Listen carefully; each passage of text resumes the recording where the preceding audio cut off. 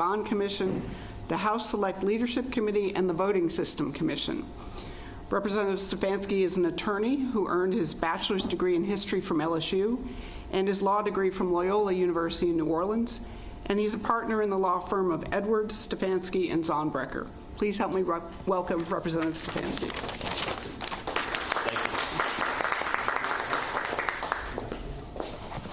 Hey, so thanks. Excited to be here. Obviously, that was a pretty good bio. So there's not a lot I can add about myself. You know, I'm from Crowley, Louisiana. I've lived there my entire life, other than when I was in school, and still moved back to go work there. Practice at a law firm that's primarily consists of my family. I work with my dad, my uncle, my two first cousins, and one other non-family member. So I'm doing what I wanted to do my entire life, which has been great, which is practice law with my dad, and enjoy that. Even though I don't get to do it a lot anymore, I enjoy that, and will continue to do that.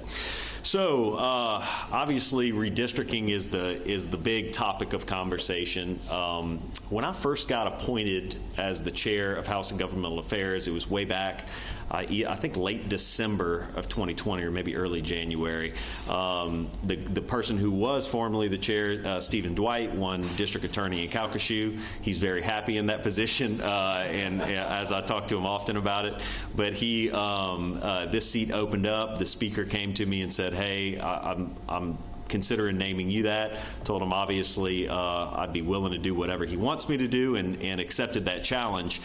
Kind of sort of the preparation, my first step was to sit down with each one of the members of the House of Representatives. So there's 105 of us. I sat down with 104 reps and in about a 30 to 45 minute interval and talked to them pretty in depth about not only their district, but also what their expectations for redistricting were, what they were hoping to get out of this, and it was great. It was a first step for them. It was a first step for me. I got to learn all of my colleagues, learn about their districts, and now that we're kind of in the thick of it, I spent that time, which probably took me a month and a half, almost 2 months to do all those meetings, as you can imagine.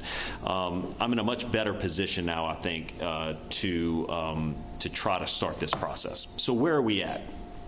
The census was obviously late this past term. Normally we would have gotten those numbers around, February, March. We didn't get we didn't get the real PL 94, I think 71 data, which is the actual census block data, until September. So very, very late. And what that did is it kind of pushed our timeline way back. I could have those preliminary conversations with my colleagues, but I couldn't really get in depth about the exact numbers. Now we can. We've also started our road show. We've picked 9 venues across the state in order to go visit, either because they're a major metro area or because we saw a lot of change. We've done, let's see, we started in Monroe, then we did Shreveport, then we did Lafayette, we did Alexandria, and we just did Baton Rouge. We also have, at the end of the month, we'll visit the North Shore. We will then visit Lake Charles, Houma, and New Orleans. And after that, we'll have basically a conclusion meeting at the Capitol in order to discuss what we found and potentially do some proposals of maps at that time as well. So we're in the middle of it. The point of the roadshow is for the public. An important part of this process is what the public wants. I think that needs to be in all of our considerations. Obviously, I'm an elected member of my district and of the state, and the people that elected me have an interest in redistricting, and the point of the roadshow is to hear that. We've heard a lot of testimony, a lot of varied testimony, primarily circling around, I like my district, keep it somewhat the same, keep my representation somewhat the same. We've also heard a lot of testimony about a second majority minority congressional district. We've heard a lot from North Louisiana about keeping their same level of representation. And I expect as we move towards the Southeast in those meetings, we'll hear a lot about, hey, we believe maybe we deserve more representation. So the roadshow's been great. It's been a great opportunity for me and my colleagues to hear what the people want, and and I'm looking forward to concluding that process. So what did the census tell us? What did our last census tell us? Well, it told us that Louisiana is lagging behind. Even though we maybe are not the slowest growing state, there are actually a couple states that have a negative population growth over the last 10 years. Louisiana is only growing at 2.74%. When you compare that to the rest of the country is growing at 7.35%. So right there, Louisiana is lagging behind the rest of the country in pure growth. What's even more concerning, however, is our southern region. So if you take the whole southern region, that is growing at 10.22%, whereas again, Louisiana is only at 2.74. Very concerning. We were very worried about losing another congressman this time around. But luckily, when the numbers came out, we are keeping our 6 congressional districts, our 6 congressmen. However, I'll tell you, if we keep this trend 10 years from now, I do not think we'll keep 6 congressmen. I think we'll be talking about losing 1. So we need some type of major shift here in Louisiana if we want to continue to have the same amount of representation in Congress. So that's a trend. The other major trends we're seeing are just population loss in North Louisiana. North Louisiana is not keeping up with the rest of the state. If you look at the 2 congressional districts that are based in North Louisiana, Congressman Mike Johnson's and Congressman Julia Letlow's, they have lost almost a combined 80,000 people from those 2 districts. Whereas if we look in the southeastern part of the state, we're seeing a lot of growth. A lot of growth in what we call the North Shore, those 3 parishes that make up northern, Orleans, kind of greater Orleans area. A lot of growth there, and then a lot of growth in Orleans Parish as well. Those 2 areas, we've seen a ton of growth there. Seen a lot of growth in Calcasieu Parish as well. A lot of LNG plants. Even after the hurricane, we still see consistent growth there. A lot of growth in the Lafayette region, particularly South Lafayette. A lot of growth there. But another trend that's concerning from a rural guy like me, I live in a small municipality. Across the state, the one trend that is consistent, whether you're in North Louisiana or South Louisiana, is loss of population in rural areas. People are leaving rural areas in this state and moving to your major metro areas. So those are just a few of the trends that we're seeing. For me, my probably first goal and primary responsibility being in the House is to focus on the House and make sure that those 105 districts come together and are legal and are as fair as possible. Only 39 of the 105 districts right now are within the deviation. So each House district has to get right around, I think it's 44,359 is that ideal population. And what the law says, or rather what we're gearing towards, is you want to be within 5% of that, up or down. So trying to draw 105 districts to meet that perfect number, as you can imagine, is pretty difficult. It's a giant puzzle in essence that we're trying to fit these 105 pieces in the state of Louisiana. So let's say you're one of those lucky 39 people, and you're at a great population, you're at the exact number. Well, that doesn't mean your neighbors are. And just because you may say, hey, look, leave me alone, this is my district's fine, John, don't touch mine. Well, your neighbors may be way under or way over, and every single district is going to have to change. We have a lady that works for the House staff. She's going through her 4th redistricting, Trish Lowry, and like she explains it the best. Every district is going to have to change, and every member needs to be expecting that change. One of the other things that makes redistricting so difficult is it is extremely personal to every member. As I was meeting with all these members, like I talked about towards the beginning of the year, it's readily evident they understand their district, they know the geography, they know the people that live in there, they know that Jimmy lives in this house across the street. They also know that Jerry ran against them in the last election and exactly where he lives as well. So this whole process is so so personal to all the members. We can have a piece of legislation that comes across in any given session that a member may say, I'm a yes or I'm a no on this. But it may not mean a ton to them. They just know that politically I'm here or I'm not there. In redistricting, it's totally different from the conversations that I'm having. Everyone, not only do they have an interest in it, but they know almost exactly what they want out of redistricting. And so, as you can imagine, very, very difficult to make everyone happy. And look, I think the process is tough to get to a majority of the votes, because at the end of the day, this is a legislative process. You have to get a majority of the votes to support these maps that are attached to bills, and you have to get all those people on board. Even so, even more so rather for the judiciary, we've had a lot of discussion about potentially looking at the state Supreme Court, which has not been redrawn since 1997 based on the 1990 census. So as you can imagine, the population of Louisiana has changed a lot since 1990, and there's a big interest from the members in trying to maybe redraw the Supreme Court. However, the Supreme Court, our state constitution says that changes to those districts require a supermajority of the votes. So very, very difficult to get to that 70 vote threshold to adjust the Supreme Court districts as well. Looking at, kind of looking at the other aspects, so not only are we responsible for redrawing the House and also the Senate, we also have to tackle the Public Service Commission.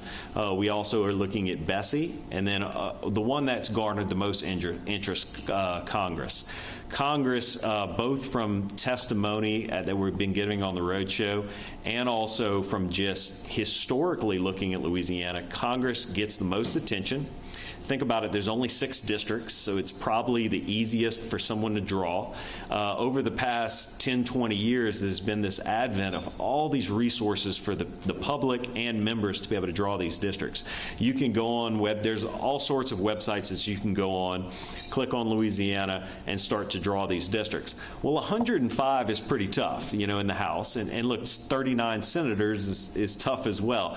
But 6 congressional districts, especially if you have an interest in that, is not as difficult to draw. So I expect we have already gotten a lot of submittals from the public.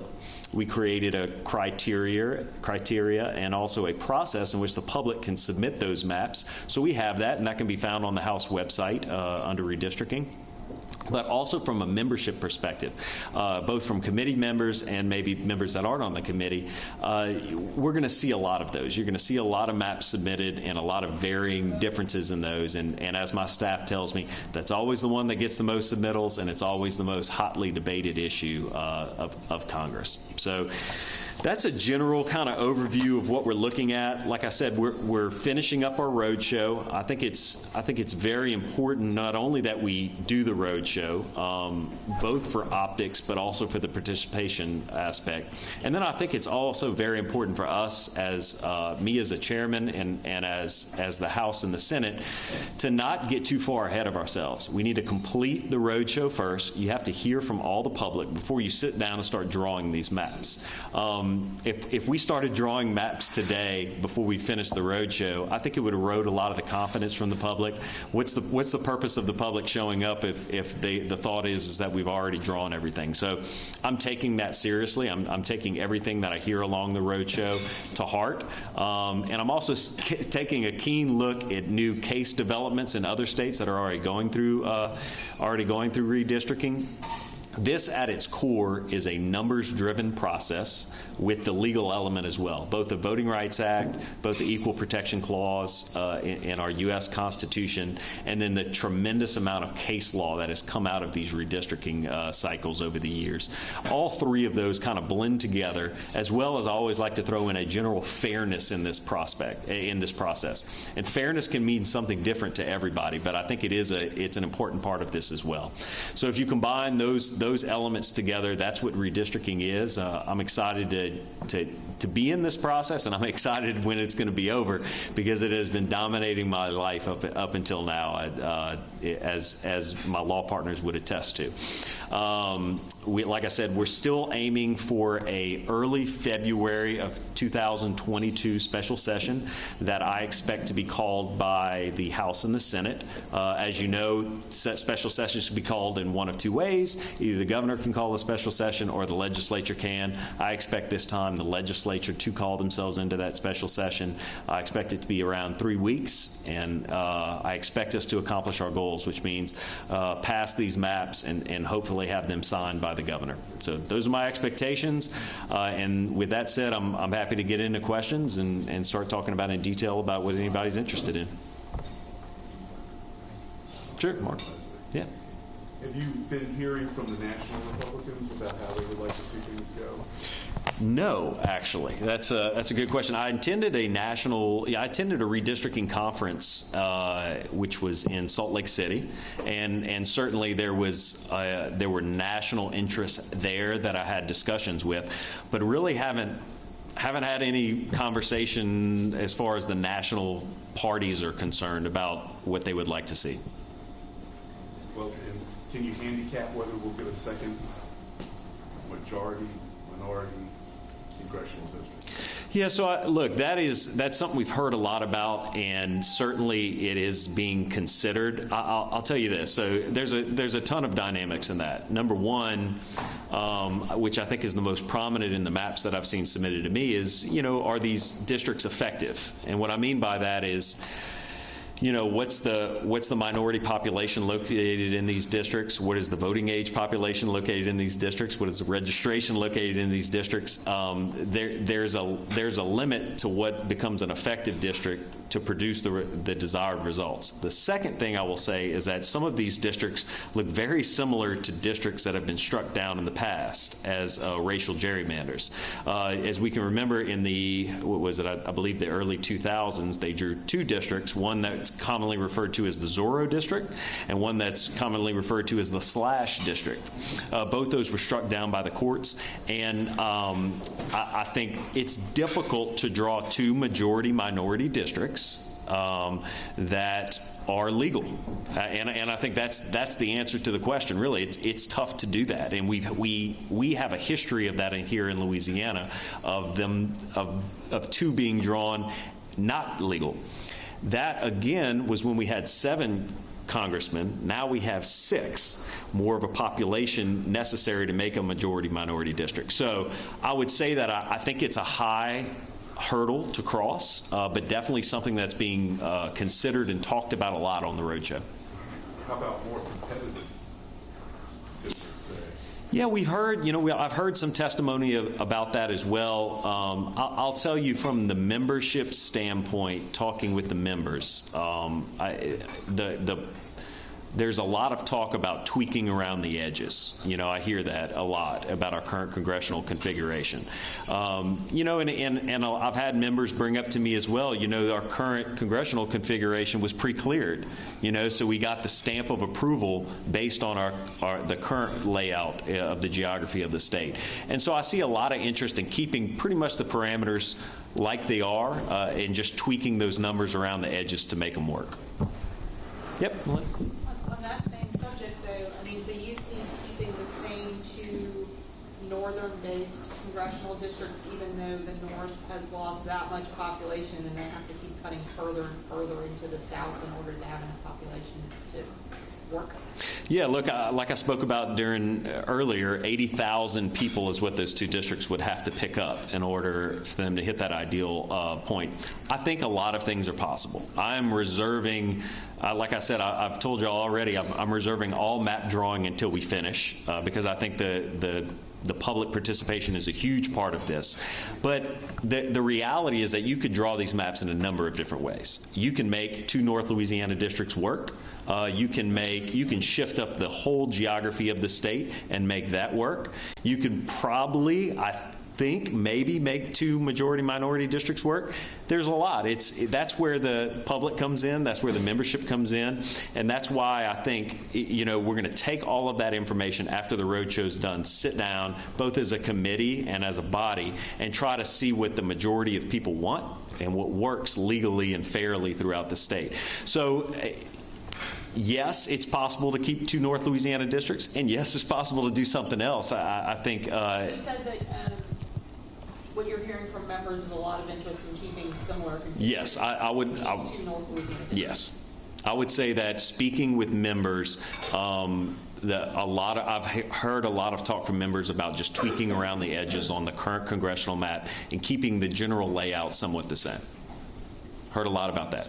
But as you can, anybody who's been paying attention to the roadshow, if you listen to the testimony, there's a lot of public about changing that up. And so I think at the end of the day, it's going to be sitting down both with leadership, both with the committee, and with members of the body and seeing what the majority of the support is for.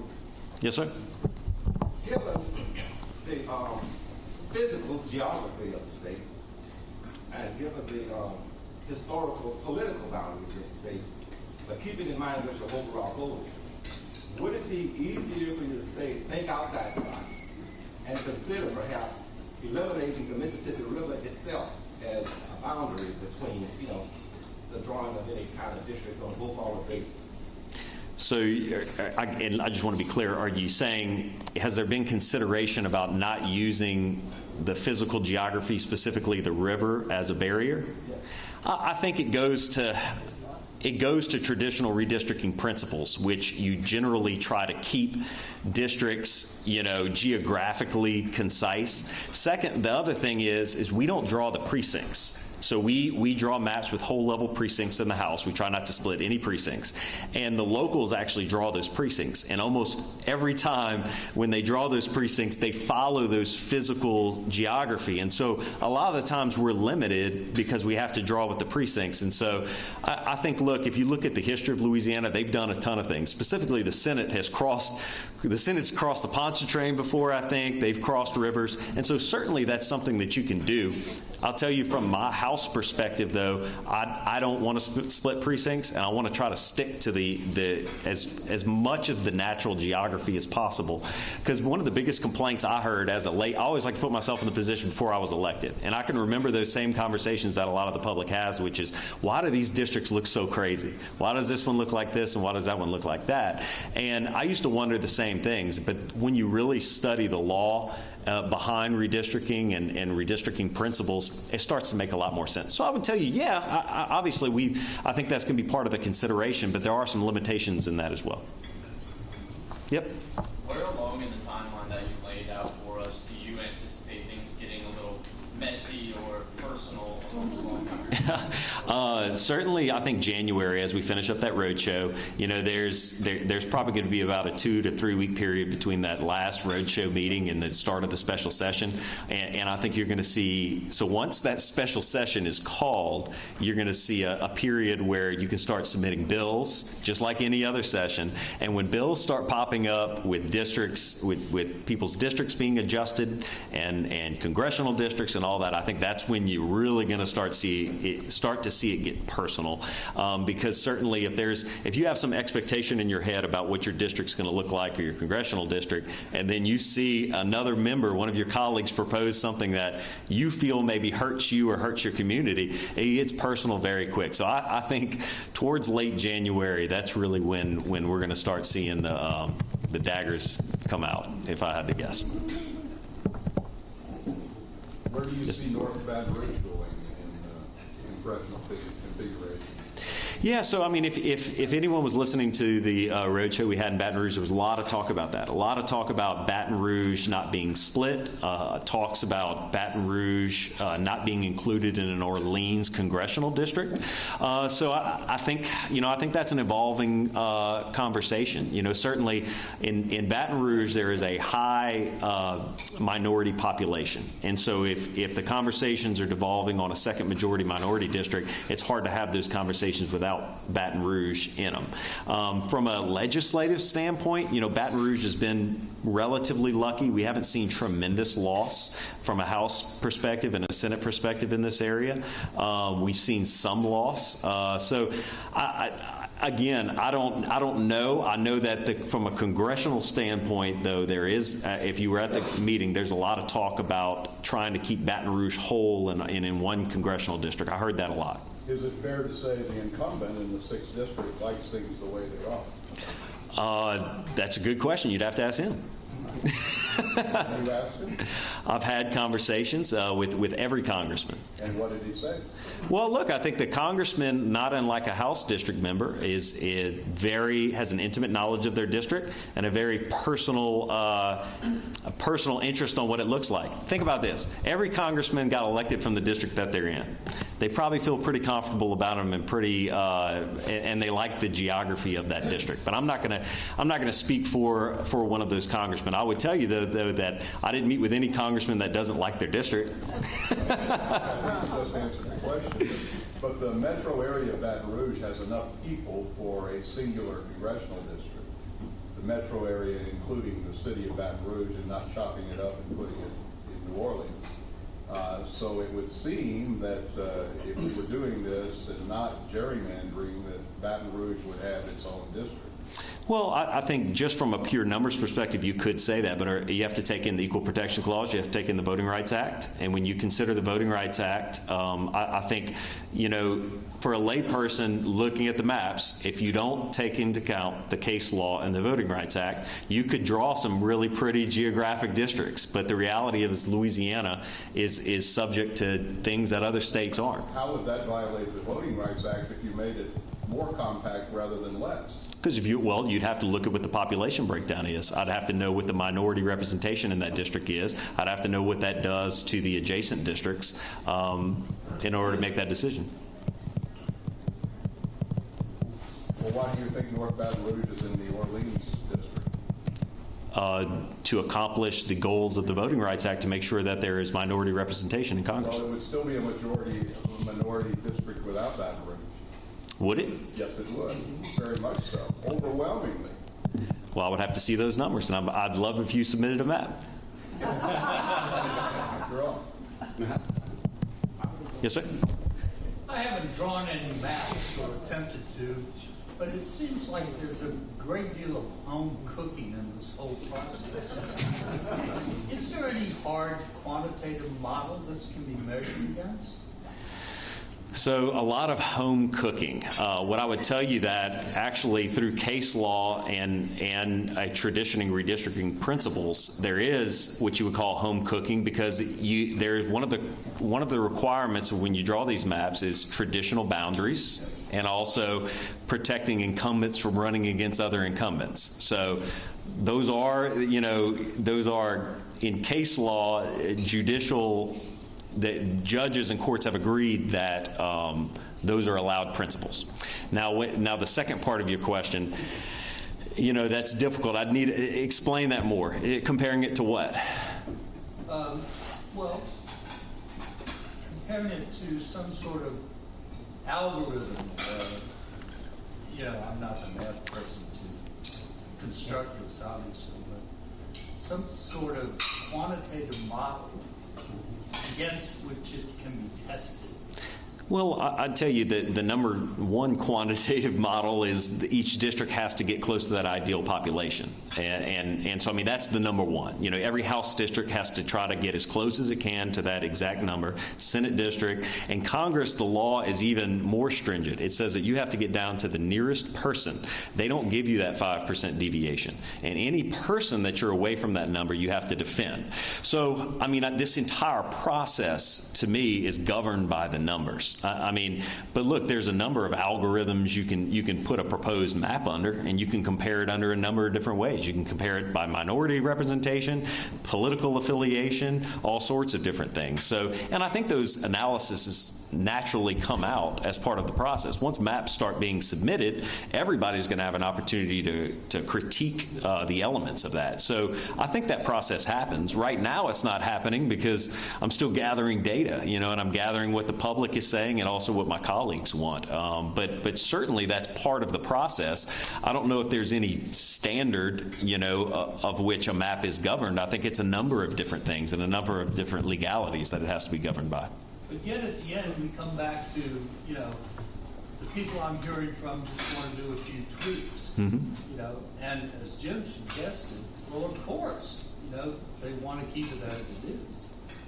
Yeah, no, but I mean, at the end of the day, it is a legislative process, and it does require a set amount of votes in order to pass these things. It's just reality. And as a chairman and as somebody who might have to handle one of these bills, I would be naive to not take into consideration, what my colleagues want, and the majority of what my colleagues want. I think that's part of the process, and taking, ultimately, I think there's going to be an aspect of taking into consideration what the administration wants. Certainly, if they're going to be the one who has to, veto or not veto or pass this bill or sign the bill. And so, I mean, that's all part of it. But, the question was asked of what I thought about changes to Congress, and that's my honest opinion. I'm hearing from all the members, and maybe one of the loudest, or rather some of the majority of the voices that I've heard so far have talked about just, hey, we just need to make the numbers right and tweak the edges. And that's just reality of what I'm hearing. Yep. Two things. Have you heard from the administration at all about what the governor's interested in these maps? And then the other, because we haven't, and the other thing is, do you see the House getting involved in Senate maps and the Senate getting involved in House maps, unlike in previous years when they don't do that? So I have not had any conversations with the governor or his staff about anything that they want to see. I have literally zero idea. The only thing, I've read an article over the weekend where the governor made a couple quotes, but that, as much as I know on that. So no conversations, which I think is unfortunate, because I think it is healthy for the whole body to know, if there are some hard lines, and so I'd be interested in knowing what those are. Whether or not it affects the process, I don't know. We'd have to see, but haven't had any conversations with the administration about what they're looking for. Secondly, historically, if you don't know, there has been a long-standing kind of precedent where the House does their thing, draws their maps, send them over to the Senate, and the Senate does not touch them. Senate draws their maps, sends them over to the House, and the House doesn't touch them. I expect that to be the gentleman's agreement again this time. However, you can't stop a member from trying to do something, and I have heard from members who have very specific ideas of what the Senate should look like. And look, I think senators have expressed some interest in some of the House maps. However, I would say that those are the minority of members. I think most House and Senate members probably want to respect those same lines, which you may be wondering, why is that? Well, the reality is that it's so difficult to get enough people on board to draw those 105 House districts and 39 Senate districts. When they start getting amended on the other side, it becomes a just really tough exercise in legislation. Yes, sir? To that end, this may be the first time it's been drawn where term limits come into play. So hypothetically, if you have for lack of a better word, despised, it's got a smile out of you, member or members who may be eligible to go to the other side, and a determination that we will not have them on this side, do you see anything to stop an individual from waiting until those lines are drawn and buying a property within the district and moving to thwart those efforts? Well, I'll go on the record as saying I do not despise any of my colleagues. And in fact, I think I have a great relationship with every single one of them, some more than other, but that's just a reality. Secondly, actually, the Constitution says that if you get drawn out of your district or the district lines shift, you can run in whatever district your former area was in or any part of your other. So let's say your district got moved, the Senate district that you were interested in your House district.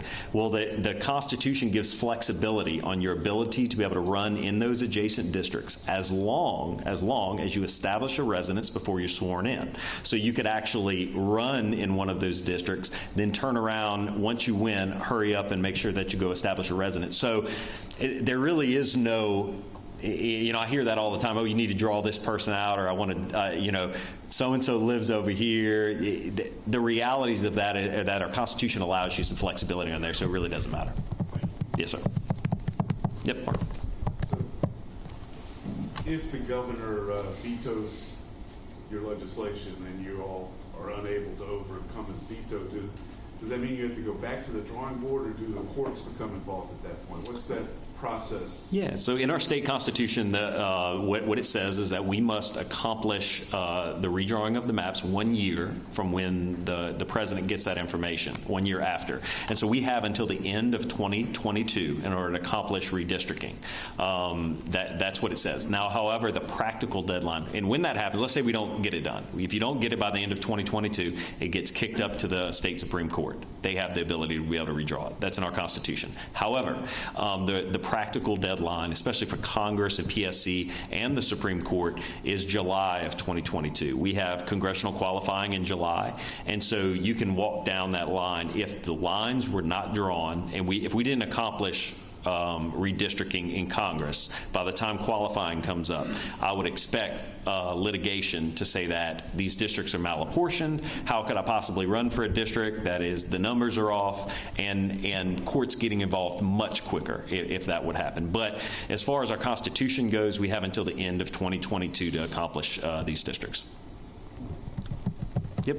Sure. About 40% of states have a bipartisan or nonpartisan commission draw up the first one.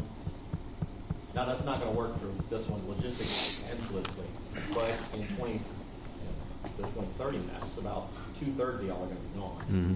Do you see any reason we couldn't have one for that round of redistricting? I'll tell you, I haven't heard a lot of interest from the membership on that. But like, I'd be open to that discussion. However, I would tell you that I think we as representatives and senators do a good job. I think we're truly the representation of our area. They elect us. They have to send us here. And so going to a commission, first of all, I would want to know if that's actually what the public wants, because I think we accomplished that goal well. The second problem, as I've seen, as I've looked at other states that do have a commission, is oftentimes I hear that conversation as trying to take the politics out of this. Oh, we need to remove the politics from it. But there's always a political element in who gets appointed to these commissions. So I don't know if maybe that's a better functional way to draw districts, maybe from a time perspective, maybe from a representation perspective. But I think if the goal is to take the politics out of redistricting, I don't know if that accomplishes that, because at the end of the day, somebody has to appoint these members in order to go on there. And if you work your way up the chain, eventually, most of the time, it leads to an elected person who appoints the people. So it would depend what the goal in mind is in order to accomplish that. Yes, sir? The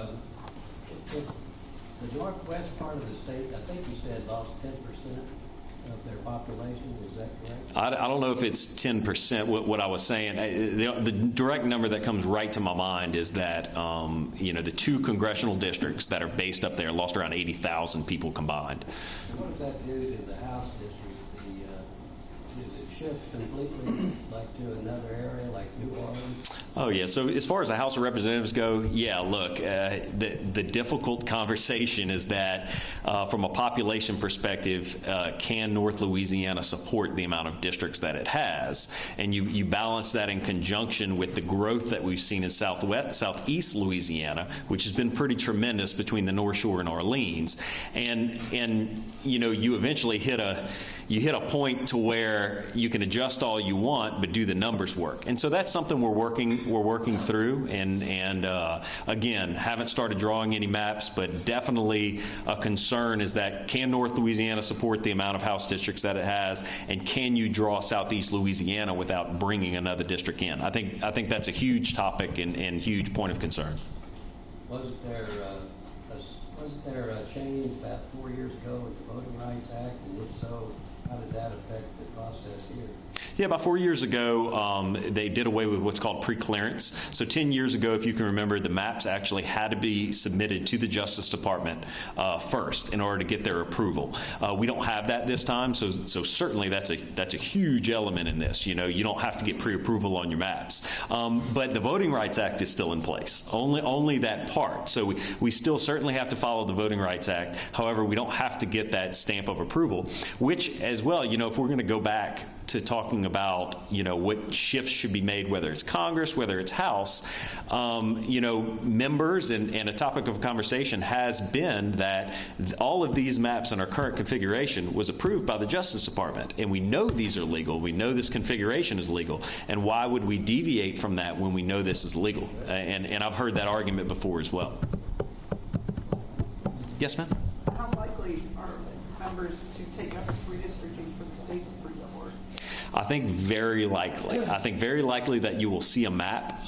The difficulty with the state Supreme Court is, like we discussed earlier, the supermajority of voters to make the changes, which is very tough to get in, and then also a very different opinion of what the court should look like. The conversation about a second majority minority district in the state Supreme Court, as well as the shifts in geography, are very similar to the conversations we're having on Congress. And so, just tough, you know, but I wasn't here. I've only been in the legislature for almost 5 years. I wasn't here in the past. I hear that this is some of the most interest we've ever had about the state Supreme Court. And I expect members to submit maps, and I expect that to be a robust conversation about what those districts should look like. Some of you may or may not know, I was the one who handled the expansion of the Supreme Court bill on the House side. So I was very involved in that process as well. I still believe that was the right thing to do, to expand the Supreme Court to accomplish a lot of our goals. So I think we'll have it. I think it is a real thing. But I'm not naive to the reality that getting 70 votes on a new state Supreme Court map is going to be difficult. Yes, sir? As of November, the state has a little more than 1 million registered Democrats, about 1 million registered Republicans, and almost 1 million other. But all the talk seems to just be Democrat and Republican. Is there any consideration for independent reform, other parties? Yeah, it definitely is.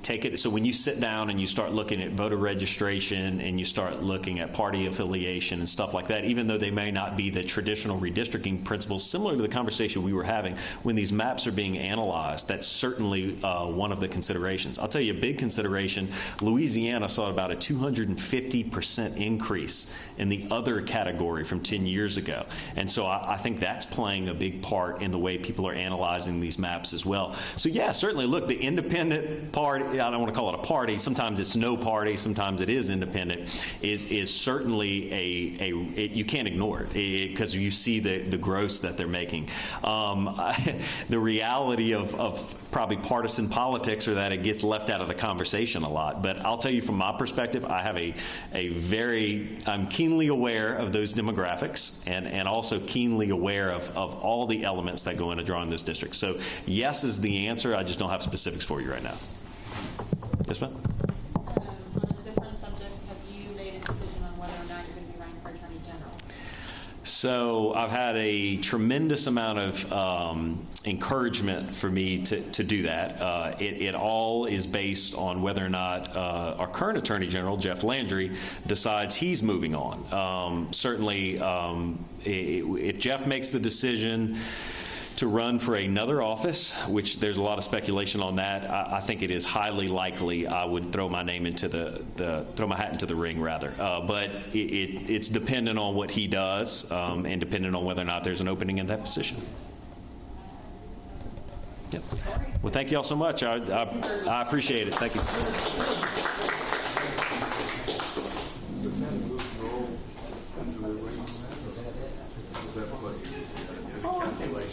I think we're so early, you know what I mean? There's no